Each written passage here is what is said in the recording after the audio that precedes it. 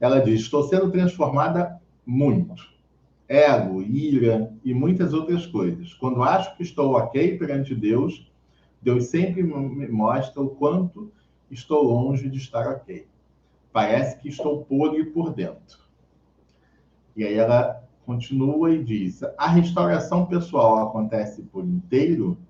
Não quero mais ser como um dia fui. Sim, Fabi, a restauração pessoal acontece por inteiro, mas não como um passe de mágica. Ela acontece por inteiro, mas de forma gradativa.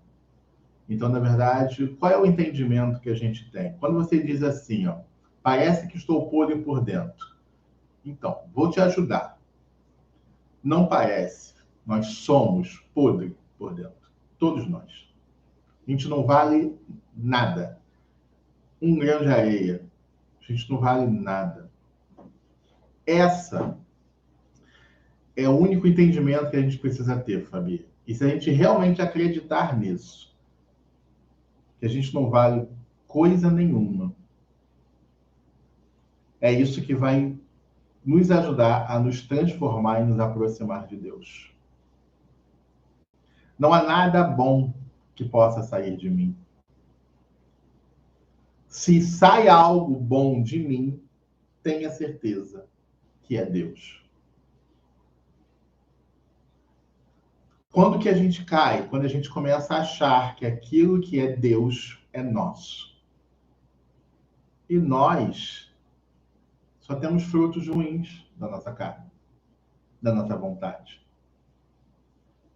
O melhor testemunho nosso é de Deus. A melhor ação nossa é de Deus. O melhor sentimento vem de Deus. A melhor mensagem vem de Deus. O melhor conselho vem de Deus. De nós é tudo podre, Fabi. Tá tudo certo. O que a gente não pode fazer? Você está no caminho certo. Está buscando sendo transformada. É a ira. Continue. Ah, mas hoje eu percebi, descobri outra coisa. Que bom. É menos uma coisa para melhorar amanhã. Amanhã a gente melhora mais um pouco. É todos os dias no altar do Senhor, se quebrantando e pedindo perdão pela miséria que somos. Paulo fala: miserável homem que sou. É isso. Somos homens miseráveis.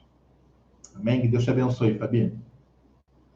A Mariene Vasconcelos. Estou separada há 5 meses, depois de 27 anos de casada. Devo lutar pela restauração? Meu esposo não é evangélico. Eu sou. Ele já está com outra mulher, mas eu quero restaurar meu casamento. Eu estou separada há 5 meses, depois de 27 anos de casada.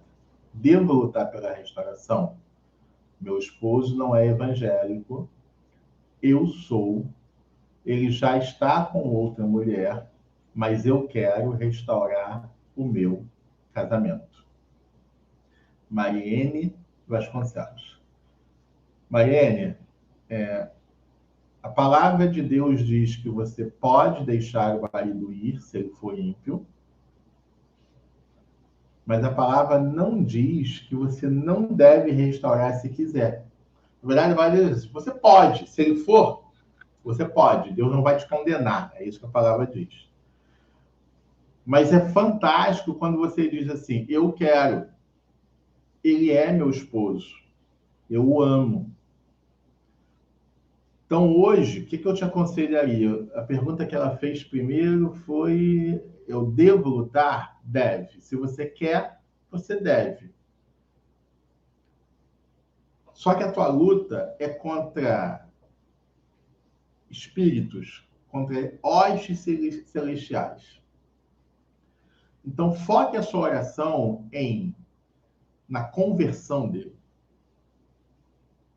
Porque o fato do seu marido ser ímpio, não estou dizendo que ele tem que se converter para voltar para você, não é isso. Estou dizendo que Deus só vai aceitar, não tem nada a ver com isso.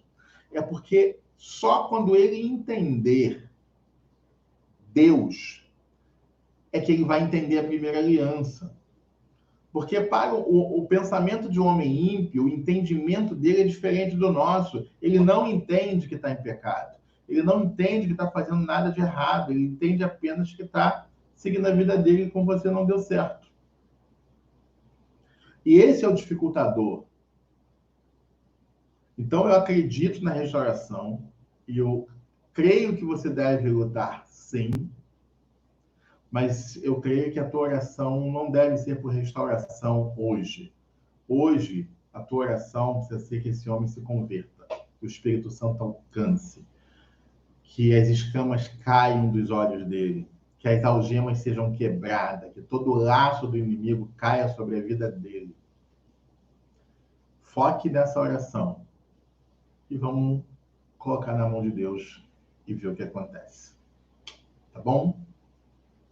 Foi só até aí que eu consegui pegar. Tá, antes disso, a Vera Lúcia perguntou se a gente tem filhos. Não, não temos filhos. E a Elaine, se meu marido está morando com a amante, também participavam da obra na igreja. Hoje, vejo, estávamos longe de Deus. Ele era levita, como pode. Sim, tem muita gente servindo à igreja, mas servindo aos homens, tá, Elaine? Roupa de crente, Bíblia, mas está servindo aos homens, e não a Deus. Graça Silva. Por que quando o marido sai de casa, muda tanto? Meu marido não era adúltero, nem houve traição, mas agora parece que se tornou um homem promíscuo. Ele faz coisas que antes não fazia. Graça, você já viu já ouviu a frase que um abismo chama o outro abismo? A questão toda é a seguinte: não importa o porquê que o homem deixa a primeira aliança ou deixa o seu casamento. A questão é que ele deixa.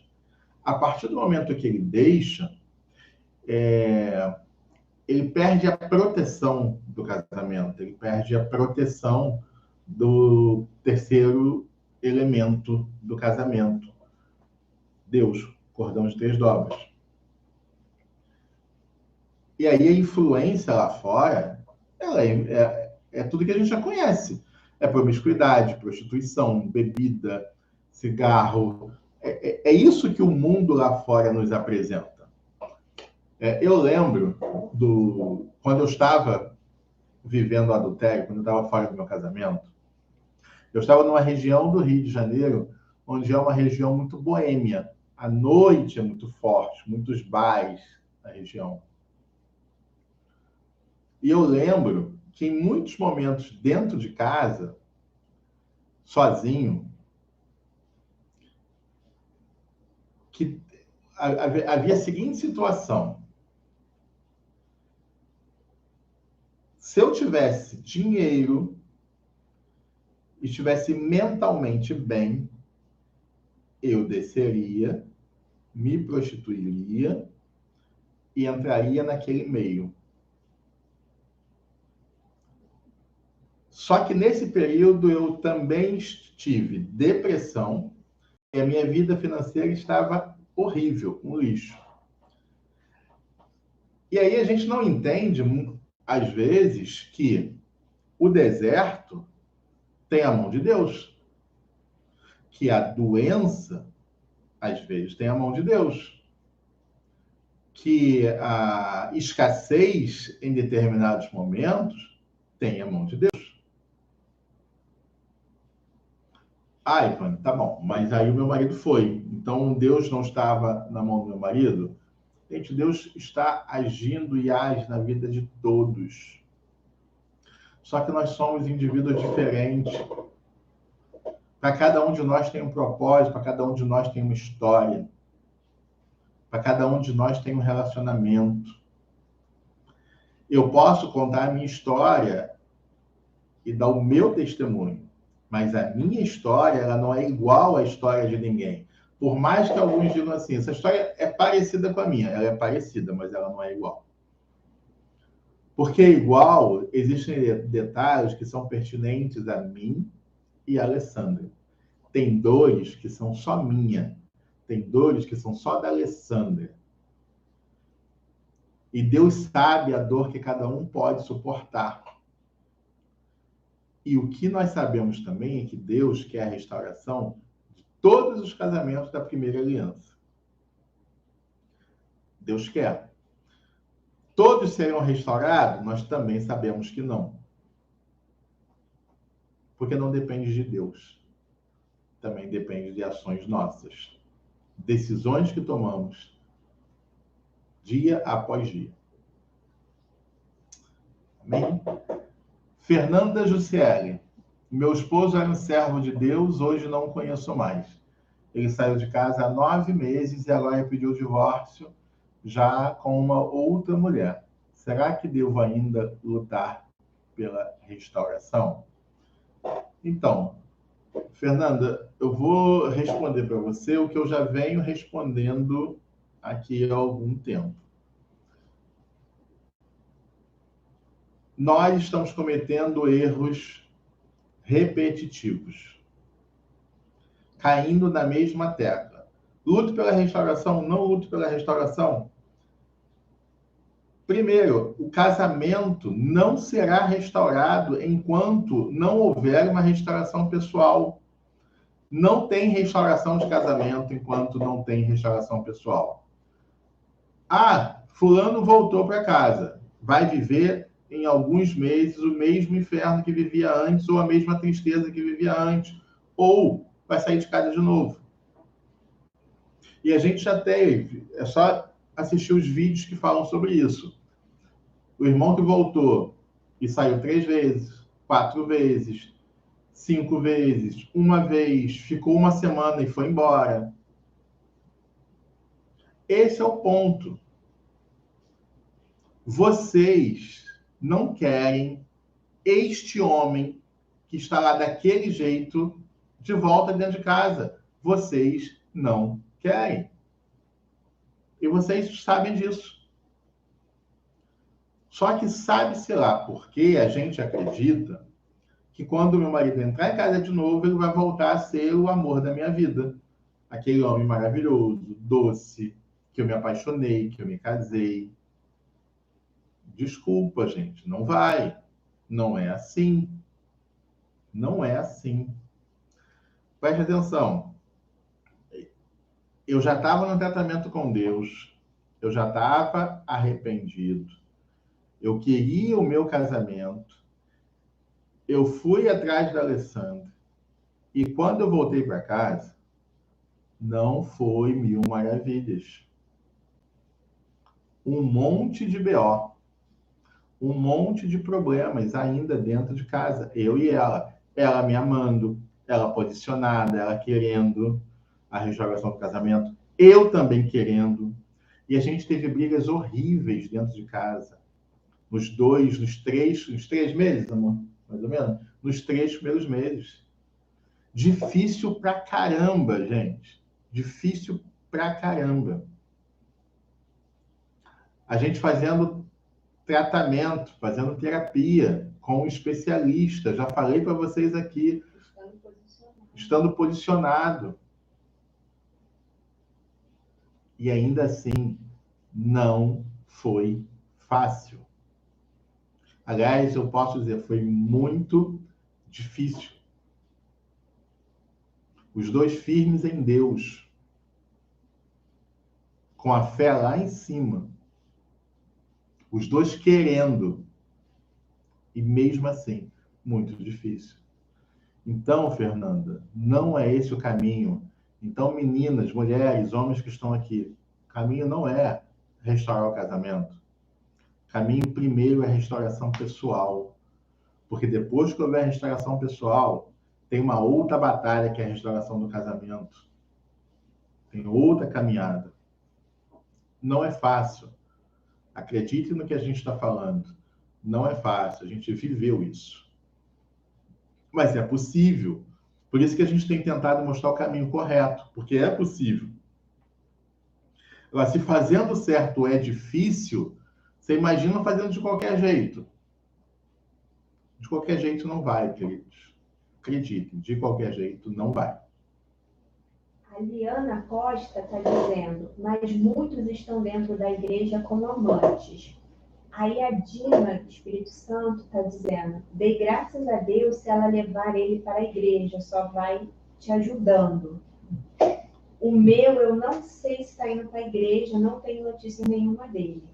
E aí a Luciana responde: as igrejas apoiam, logo não ajuda alguma nisso, só comodismo. Fala um pouco sobre essa questão.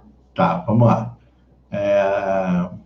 Você viveu isso também, né? Isso. A Liana fala assim, ó, mas muitos estão dentro da igreja com amantes.